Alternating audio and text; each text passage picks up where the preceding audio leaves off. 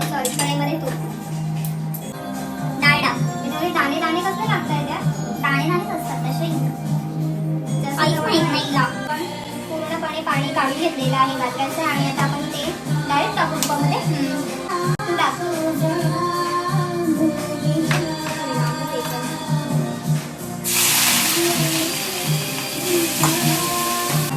मीठ नाही टाकत नाही हल्ली असते आता इथे काय बरं ना. बस एक गोष्ट तर म्हणत नाही विलायची बाजूला का आटून घ्यायची की नाही. अशा प्रकारे आपण गाजरला तुपामध्ये पूर्णपणे एकजीव केलेला आहे. मध्ये गाजरामध्ये दूध टाकलेलं आहे आणि आता ऍड करणार आहे आपण विलायची पूड.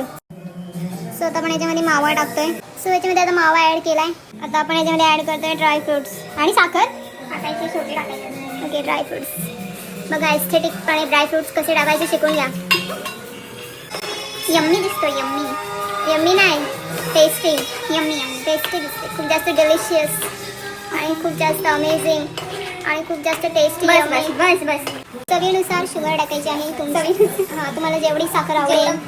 जर तुम्हाला डायबिटीज असेल तर तुम्ही अजिबात टाकू नका. तसंच का तसं पण गाजर गोडच असतो. ठीक आहे टेस्ट मी करू.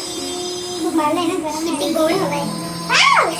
किती गरम आहे परत खूप मारले नाही ती टाकून दिला यार. असं वेस्ट घालवतात का फूड.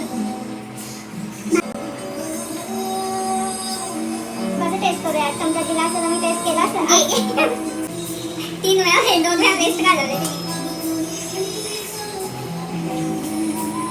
एवढं जायचं याच्यामध्ये काही टेस्ट समजणार. एक थेंब दिला फक्त हे अजून खूप पण माझं तयार करा मी ते.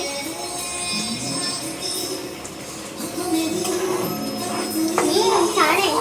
साखर टाकायची गरज नाही ना. स्वतःला बघ किती वेळा खूप मारून घेतला ना. मला एकदाच देत होती करून. 2 टाइम तर मला हातात जळला.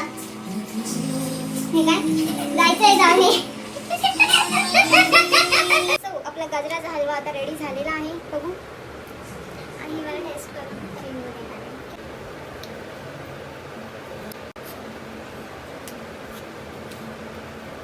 छान आहे.